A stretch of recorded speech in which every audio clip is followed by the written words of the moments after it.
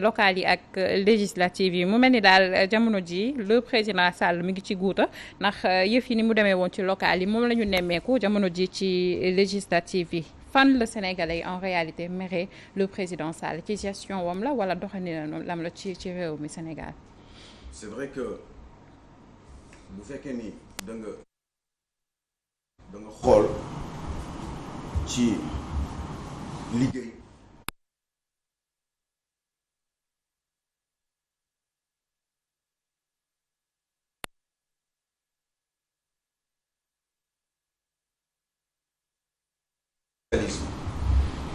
nga jóge ci 40 ans yi nga gis le régime de Abdoulaye Wade nga jóge ci Abdoulaye Wade ñëw ko ci Macky Sall bi nga xam ne moo fi nekk ba tey jusqu'en 2024 nga def la différence nga def le parallèle si je puis dire par rapport aux différentes réalisations de ce pays dans ce pays dégg gis ni ci fukki at Macky Sall a fait énormément de choses. Bilan matériel.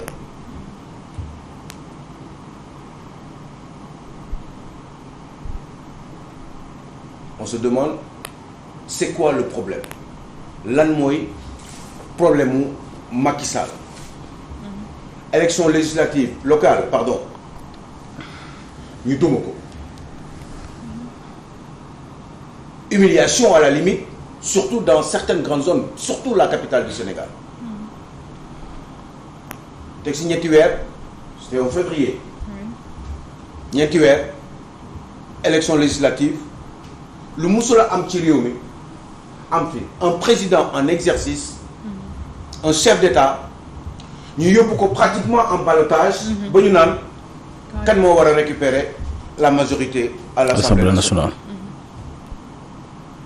mu doon une humiliation boo xam ne assez paradoxale. Oui. Parce que autant il a fait beaucoup de choses concrètement maanaam ce bilan matériel ci fukki at loo xam ne wax dëgg yàlla boo defee 40 ans au socialisme def 12 ans Abdoulaye Wade. Macky Sall li mu def kenn defu ko. Pourtant il a été rejeté lan moo tax ñu rejeté Macky Sall Sénégalais yi de plus en plus ñu koy gën di bañ. Est-ce que c'est sa propre personne? Parce qu'il est réputé être quelqu'un de poli. Il est réputé être quelqu'un de calme, quelqu'un de serein, de travailleur, d'un homme d'expérience. ñu dugal ko ci nguur. mu doon le président de la République boo xam ne moo ëpp li mu occupé ay responsabilités. Oui. Avant muy nekk président de la République. maanaam. tous les postes de souveraineté. Oui. tous les postes de souveraineté. ayca tous les postes de souveraineté Aliou Sow waaye mu mel ni nag gis nañ ni que sénégalais yi mere nañ ko. Est-ce que du tey jii gestion comme ni ñu ko waxee tout à l'heure lu jëm ci cherté de la wala campagne contre le troisième mandat ndax gis nañ que l'opposition nag bokk nañ ci liñ doon campagne yi moom mooy di bu ngeen fexee ba ñu gagné li nga xamante ni moo di assemblée bi tey le président Sall du am troisième mandat loolu aussi ça a beaucoup joué j'ai l'impression recul démocratique bi wala rejet de la transhumance ndax ñi nga xamante ne tey jii gis nañ leen ñu transhumé yëpp dem ci le président Sall bañ demee ci législative bi dañ leen duma ci fi nga xamante ne moo di seen localité est-ce que loolu yëpp buñ ko boo ko ci li tax tey ji opposition bi ñuy wax que dafa nekk en ballottage avec le pouvoir. Seulement c'est vrai que c'est pas très évident parce que loolu en général sax du am Afrique en général Europe lay am et je le disais souvent président sax mun nga liggéey ba sa liggéey jeex nga liggéey bu mucc ayib élection ñëw ñu bañ la falaat parce que tout simplement du ñëpp ñooy nekk président de la République bu ñu la joxee benn chance nga liggéey même bu dee liggéey bu baax la war nañu mën a ñoom peuple bi nga xam ne moom moo am doole peuple bi nga xam ne moom mooy choisir mu jël keneen ne yow Mass Mboup sa liggéey rafet na mucc na ayib kontaan nañ ci yow dinañ la sargal dinañ la tatagal dinañ la tout ce que vous voulez jox la ay honneur dans ce pays waaye gis nañ ni eh ben Cheikh Tidiane Gomis bu ñëwee eh ben dina def mieux que yow mii Mass Mboup donc ci loolu dinañ choisir Cheikh Tidiane Gomis yow ñu ngi lay sant di la gërëm en espérant que Cheikh Tidiane Gomis moom it xam nga luy diis mbir bi day diis ci moom ndax bu ñëwee xool li Mass def dina gën a góorgóorlu ba gën a jéem a def li Mass gën a def parce que bu boobaa kii bi day ascendant loolu ñun tollooguñu foofu ñun fi ñu toll mooy da ngay liggéey ñëw taxaw wanewaal sa liggéey nga ne yow par force malgré liggéey yi nga liggéey ci liggéey yi nga liggéey yëpp dañ la war a falaat par force alors que ce n'est même pas une obligation normalement bu fekkoon toll nañ ci benn niveau de démocratie booy seet ñoom sax dañ koy defaan bu ñuy wax bilan la ñuy wax xool leen bilan bi da ngeen ma war a falaat te dafa mel ni dañuy évoluer tuuti parce que malgré tout ce qu'il a fait le président Macky Sall dafa am ay détails yoo xam ne dafa am solo ci réew mi te yaa ngi koy cité léegi nii. oui cherté de la vie. cherté de la vie. campagne contre le troisième mandat. troisième mandat bi nga xam ne moom parole am la woon baatam bi nga xam ne moom moo ko wax quel que soit li nekk ci kayit yi. baatam kese le fait que mu wax ko te mu doon ñun nga xam ne dañoo nekk ay dëkk boo xam ne dafa am nu ñu jikkowoo. ci kàddu sàmm sa jikko. nit mu jaraloon ko mu dee. ci yu demee noonu. ñu daan dundee loolu mu doon suñuy aada ak suñu cosaan ba nga xam ne yu mel ni léegi mu mel ni dafa nekk ni dootu fi dara et de ce fait yooyu bokk na ci détails yi nga xam ne moom la ko gars yi commencé di koy mere moom le président Macky Sall bu ci et surtout la transhumance Aliou Sow mais boo ñëwee ci transhumance nga ñëw ci cherté de la vie nga ñëw ci homosexualité nga ñëw ci la justice bi nga xam ne dañuy traiter les Sénégalais différemment yooyu yëpp faisant ça fait que ni surtout que boo ñu tegalee BRT c'est vrai fajar gi boo taxawee biir nu mu tudd côté cité marine ca biir gaar ba di nga gis nit ñi di wàcc nga xam ne BRT am na njëriñ pourtant faalewuñu loolu non mu ngi noonu muy TER bi am na njëriñ le train express régional pourtant ngay gis 16h30 ni ñuy rangé pour jëlaat TER bi pour dem ba Diamniadio nga xam ne am na njëriñ pourtant gars yi faalewuñ ko loolu moo ko waroon wan ni dëkk bi Sénégalais yi ñi ngi évoluer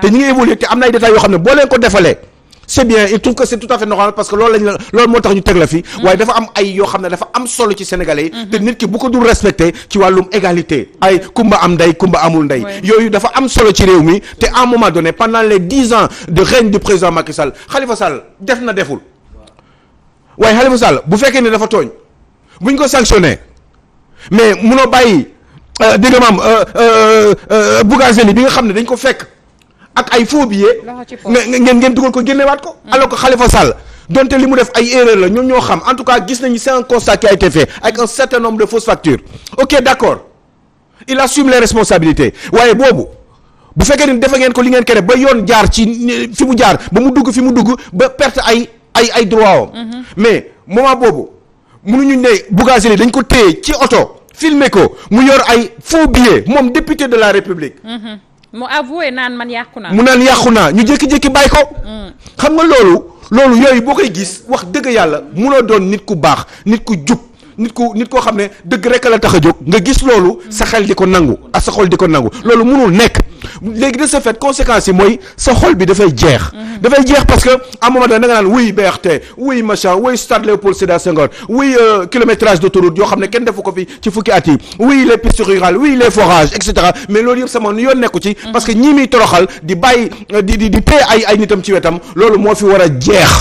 parce que nit ñi il faut ñuy am benn sentiment ni le Sénégal dëkku justice la nit ñi il faut ñu am ay sentiments yoo xam ne nit boo waxee dara da ngay téye sa kàddu ñi nekk ci wetam am benn espèce su arrogance boo xam ne yor alalu réew mi yor kat-kat yi yor les avantages et cetera yooyu yëpp di daw di yaakaar yumbe ci réew mi yooyu wax dëgg yàlla yooyu bokk na ci li tax ñu sanctionner le président Macky Sall moo tax bu ko desee ñaari at est-ce que mën nga ci yokk leen bu dee yéen ñëpp ànd ngeen ci mooy sama xalaat mooy tamit un mauvais casting mais xam nga li xaaral mooy nit ñi quoi voilà loolu laa lay wax xam nga mauvais man damay demander dama ne est-ce que tamit du mauvais casting maanaam jël ay nit yoo xam ne tey jii population bi kontaanuñu ci ñoom nga jël leen nar leen jiital yóbbu leen assemblée dégg nga est-ce que tamit problème bi tam du foofu man c'est là où loolu boole ci ak li ngeen wax. cherté de la vie. nangam kii mais ak loolu surtout loolu parce que yaa ngi wax sànq arrogance c'est vrai. c'est vrai faut les regarder, il faut ces gens-là non attends ces gens-là boo leen di gis non parce que ñoom ils se croient au sommet. waaw faaletuñu nit ñi. am na ci ñoo xam ne faaletuñu nit ñi. dégg nga parce que quand je vois ay ñoo xam ne dañ leen daan ci seen maanaam ci seen bureau de vote man je regarde la personne damay ne kii parce que ni mu mel la ak nit ñi arrogance boobu la man je donne des exemples.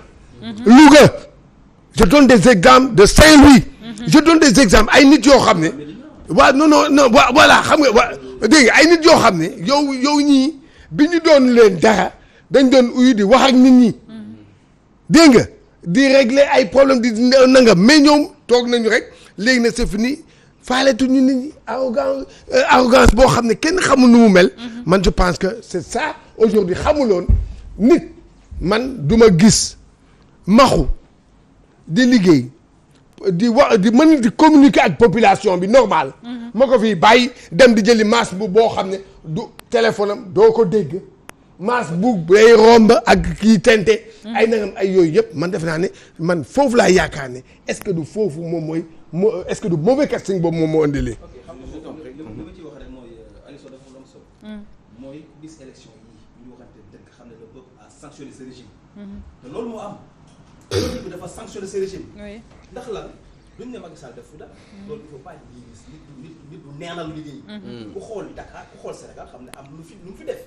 est-ce que comprendre nga. mais li metti Sénégalais yi mooy lan mooy injustice. kumba am nday kumba amul nday li metti Sénégalais yi mooy tey jii xoolal locataires yi xoolal les Sénégalais sont fatigués xoolal hôpitaux yi xoolal njàngale bi xoolal yeneen mbay mi. maanaam tey jii le peuple dit oui d'accord am na lu mu fi def mais ñun ñoo doyal ñun ñoo suur léegi nag loolu li des ci mandat man je crois que président de la République il peut encore rectifier le tir. sortir par la grande porte. sortir par la grande porte. teg réew mi ci yoon. et c'est parce que ñun ñëpp tey amul kenn ko am haine ci Macky Sall. amul kenn ku ko bañ ndax ñun ñoo ko fal. c'est notre président de la République ce n'est personne d'autre que président Macky Sall. il faut le dire. defal lecture un peu da ngay def lecture ci par rapport am xool non waa na attends xoolal nu xool da ngay def lecture rek. waaw voilà. xam nga li ma bëgg wax tey jooju mooy lan. mooy tey jii ñun Sénégal xam nga lu ñu bëgg mooy ku nekk mooy réew mi ci boppam ñu teg ko ci yoon. ñëpp yam ci à part égale. yaa ngi koy wax sax Gomis mooy arrogance bi nekk ci ñenn ñi. mooy jaay doole. muy passer alalu réew mi. bu ñu demee ba toog ci une république ñu gis koo xamante ne Aliou Sow. ci këram. nga daaneel la ñu jël ñaata milliards mu ne dañu sàcc ñàngami millions ci këram. mais nous sommes dans quel pays. C'est grave. loolu la peuple bi sanctionné. man ce qui m'a le plus marqué ci législative yi mooy da ngay xool ñi nga xamante ni dañu gagné woon haut la main ci local yi li nga xamante ni moo di seen gox ba ñu demee ci législative non seulement dañ leen doo seen localité mais seen bureau de vote sax dañ leen fa duma yu nit. c'est ça. et ça je pense que le président Sall ak i ñooñam war nañ ci jël leçon. nit ñi duñu ay xar wala ñoo xamante ni amuñu xel da nga leen di jël rek yóbbu leen foo xamante ni ñoom dañuy dem rek comme si dañ lay topp ah. non balaa Aliou Sow di wax balaa Aliou Sow pour que xool da ngay def da ngay def kii rek région par région wala département par département. da ngay xool nit ñi. am na département yoo xam ne ou bien am na ay régions yoo xam ne dégg nga ñi fa nekk ci waa benn bokkaay dañ ko gagné haut la main. parce que ces gens-là ils ne sont pas arrogants. on peut prendre l'exemple de Thiès. waaw dégg nga poñse bi. voilà dafa mel ni Thiès waaye bëggatuñu ko. voilà mais xam nga c'est que xam nga amoo ki ma xuuf. non allez-y. xam nga Sénégal ndeysaan xam nga mais sanctions yi baax na xam nga mu baax. parce que non seulement baax na si ñi ñu sanctionné.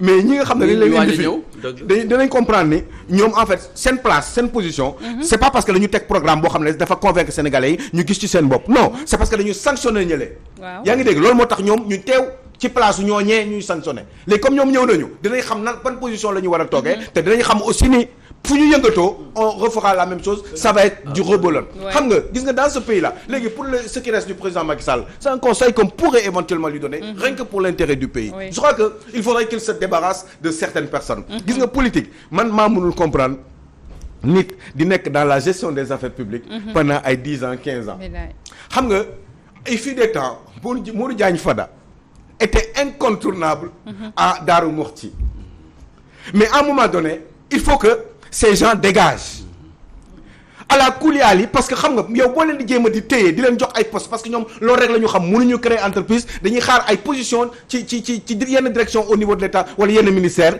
ñooñu da ngay solal sa bopp parce que da ngay dépenser de l'argent inutilement di leen jox ay position yoo xam ne jaru ko parce que joxatuñu pour liggéey réew mi seen bopp moo leen tax a jóg parce que fukki at doy na pour gérer réew boo ci defee fukki at wax dëgg yàlla waratoo téye beneen responsabilité xam nga lu tax parce que mënatoo ci fukki at loo deful yow ci xam-xam ak ci xalaat dootoo ko mën def da nga war a bàyyi affaire yi jóg xëy na nag di nga am tuuti expérience bu lay permettre nga continuer di joxe ay conseils waaye nga vouloir toujours nekk dans les manettes moi je ne peux pas le comprendre des gens comme ay Abdoulaye Diouf Sarr gis nga dóor nañ ko yaa si 5 mois mu dellu si waat ñu gën ko toroxalaat waaw gis nga loolu léegi kooku yow lan nga koy def yow nga jël ko teg ko deuxième ci liste Benno Bokk Yaakaar parce que kooku yaa ngi bëgg toujours di ko teg au sommet du pouvoir mais pourquoi vous le mettez pas de côté que mu jeex définitivement gis nga du ñëpp ñoo mën a jiital réew yàlla mooy jiital am na yoo xam ne ñoom dañuy forcer en réalité vous savez ce qui leur arrive ces gens là en fait dañuy man wax dëgg yàlla man dama dëkk si dëkk yoo xam ne damay gis ni non nit day def benn erreur bu catastrophique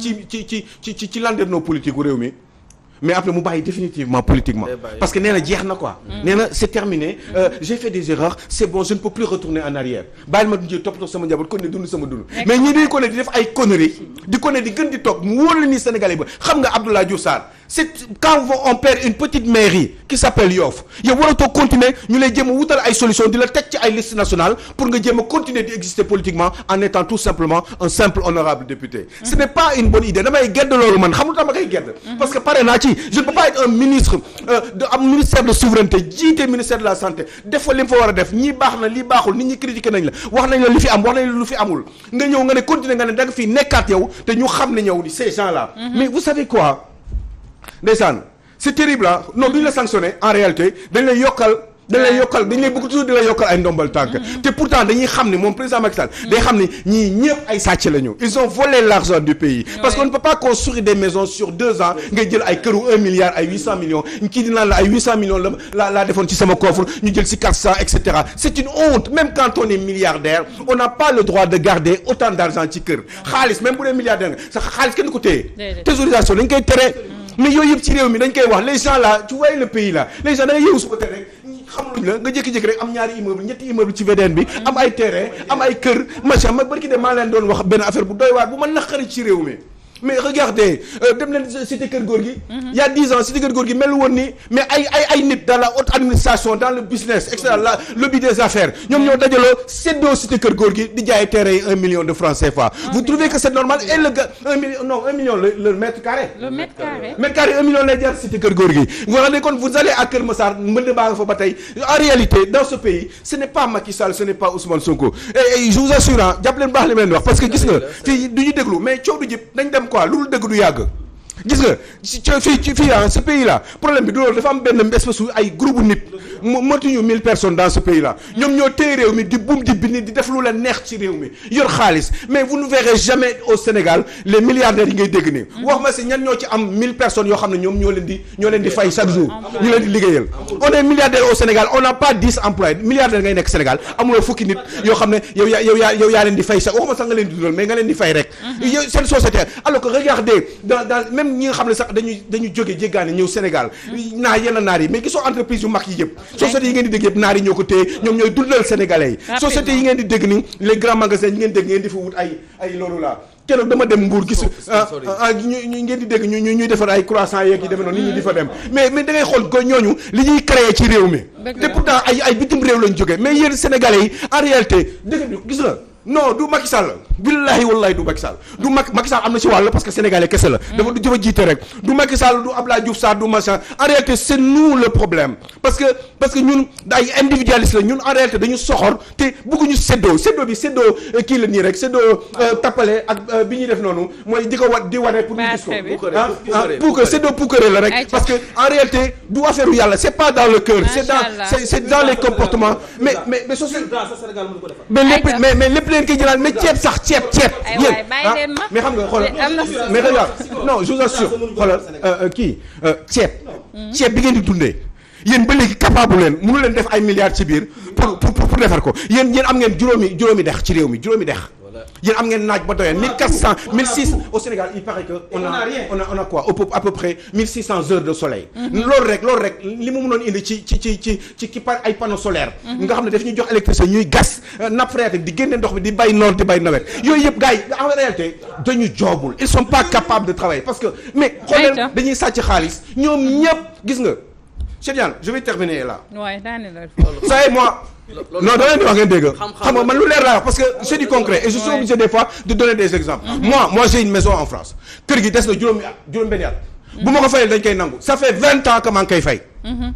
su ma ko fayul dañ koy nangu mais gis naa fi ñii nekk si réew mi nii suñu dirigeants yi ay kër cash la ñuy jënd. vous savez moi je suis gestionnaire de patrimoine damay xam quoi damay xool ni damay comprendre. ñoom ñëpp buy Canada France laa gën a xam mais ñoom ñëpp surtout dans la Drôme. dañuy en région parisienne noonu ñoom ñëpp jënd nañ fa ay kër te cash lañ ko jëndee ak ban xaalis ci réew mi.